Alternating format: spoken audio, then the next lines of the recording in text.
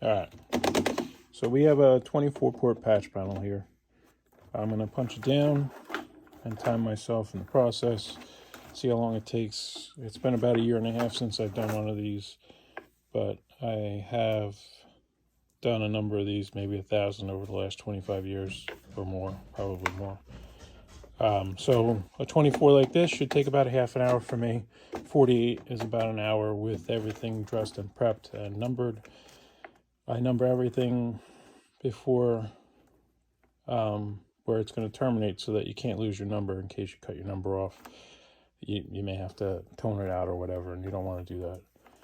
So this way you can verify everything is punched down right if there's a question. All right, so here we go. I got a 24 port patch panel. We're going to give this a shot. I do have a bit of a disability here for this. I tried to cut my thumbnail here with a circular saw and it didn't work so well. But if you have both thumbnails, it makes it a whole lot easier to set these wires in here. So see if I can do it in under half an hour here. Okay, so bringing in the wires. This is set up to bring in 12 wires from either side.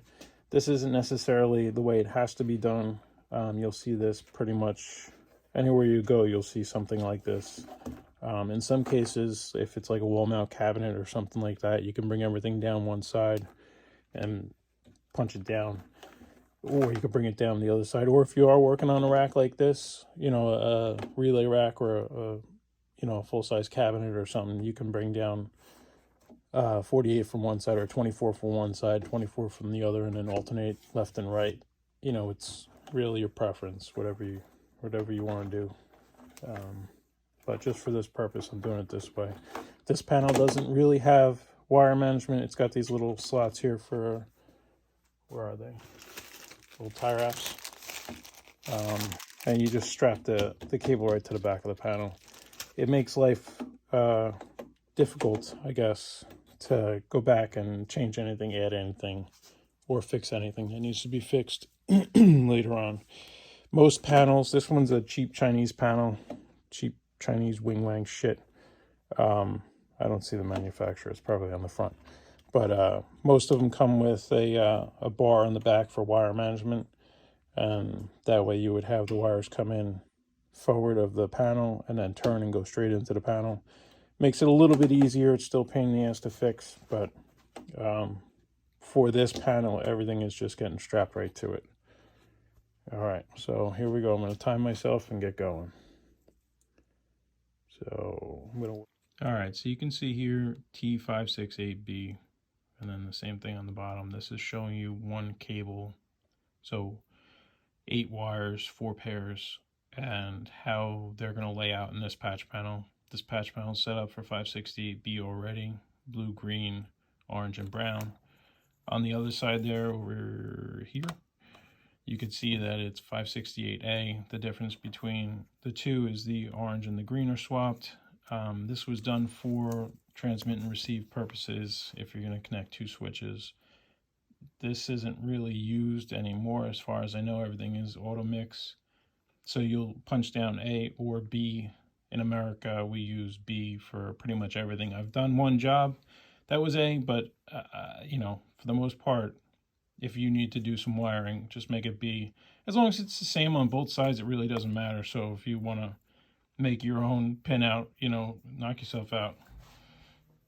All right, just so you can see up close and personal here how these are going to go.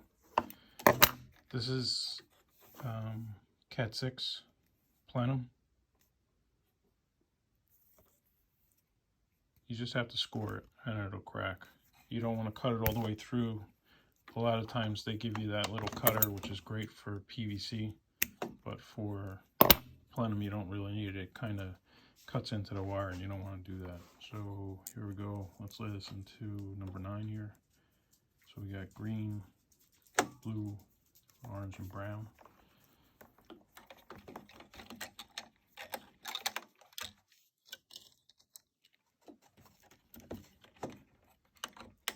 You want to try and keep these pairs twisted as much as possible, otherwise you'll get crosstalk. You can crosstalk either way, but you try to minimize it. All right, so that's about how it's got to look. And then you just punch it down with this gizmo right here. I have it set to low impact. So I'm going to work from this side over too, or this side in and then this side in. All right, here we go. Ready?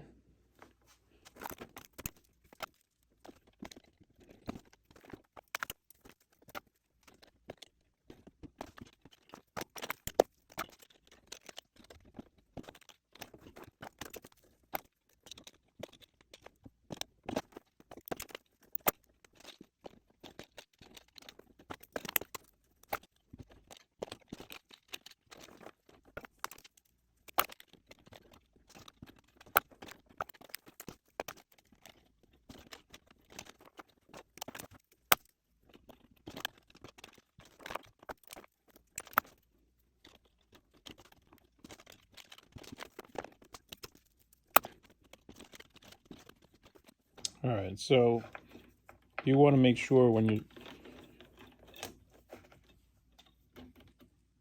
want to make sure that when you're laying your cable out that it looks right in the corner, otherwise it's not going to dress in properly. You kind of have to see how it's going to lay in. So whether you're strapping it right to the panel like this one, or you're pulling it off the panel to a wire management bar, this type of approach will work because you just bend the cable up like this so you can see it, and then you would strap this to the bar so it would come in. You know, you don't want a 90 degree, you want like a nice easy bend there. But either way, this approach works fine, and that way you get a nice even bend in your cable there.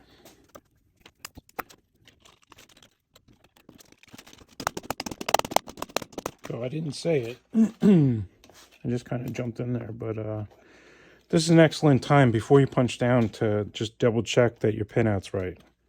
It's so much easier to swap the cables around right now than it is after you hit them with the punch tool. But just go down, and you can see that the pattern is the same, so you're good to go, you know. But you want to make sure that that's right before you start hitting them with the punch tool.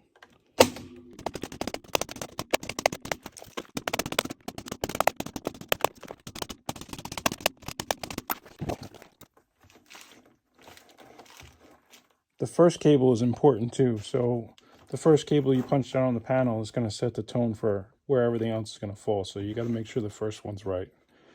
And you kind of want to make sure it's the same as the other side over there.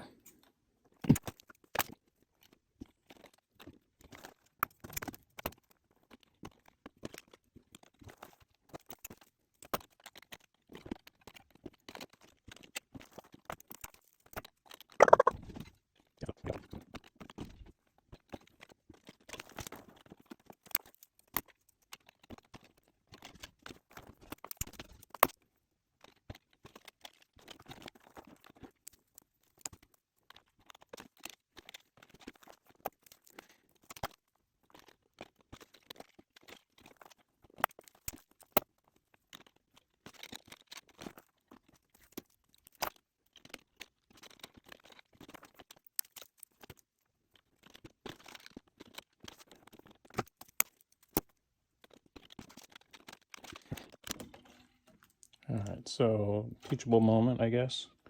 I use my thumb as a rest for the blade. If you're trying to just hit it like this, you're going to float all over the place. That's another thing. So when you punch down, I come in from the bottom like this, and then as I punch down, I roll forward. Kind of helps you to cut them. So another thing is, if you're not using an Eversharp blade, you probably need to get one. And even if you are, sometimes what happens after, you know, a few hundred or 1,000 panels or whatever, the blade doesn't set it all the way. So then a lot of people will go and try and fatigue the wire off, and that works fine. But a lot of times also what happens is, it's hard to see, but right in the center right here, there's something called an IDC. It's just a clip. It's a little metal clip like this.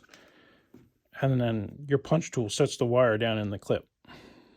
So you're scoring the wire.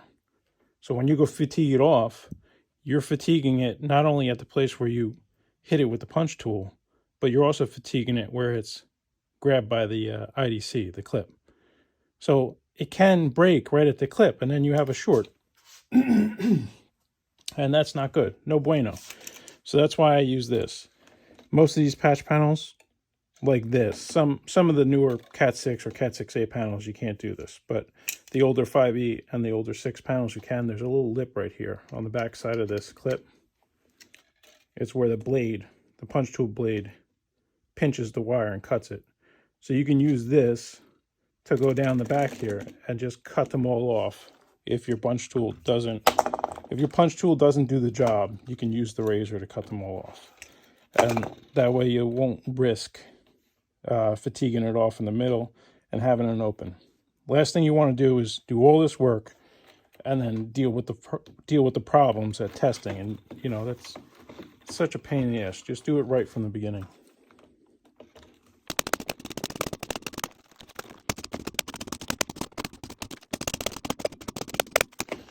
Okay, so now at this point you really want to check and double check and make sure that everything is right as far as color goes. And then you also want to make sure and check that everything is seated.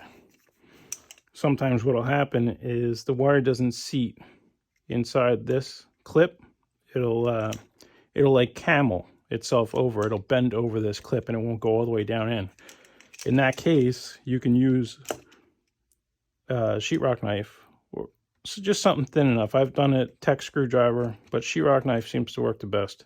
And I always have one on me. So you could just set it down in there with the sheetrock knife. And that way you don't have an open on your testing. All right, so then from here, I'm just gonna tie wrap it in.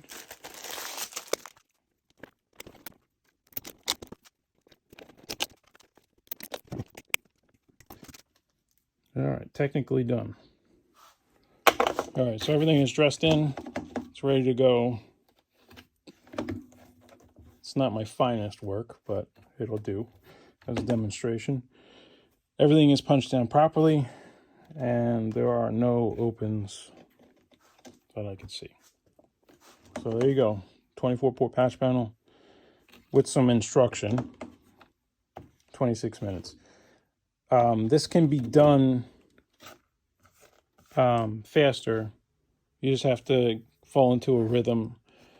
Preparation is very important. You have to prep all the wires. You can't have wires that haven't been cut back or renumbered yet. You have to have it all renumbered, cut back, ready to go. You don't want to be dealing with one cable that's 12 feet and one cable that's 3 feet and then having them all mixed up like that. You want them all the same length, all ready marked, ready to go. All right. Give the old 2 thumbs up there.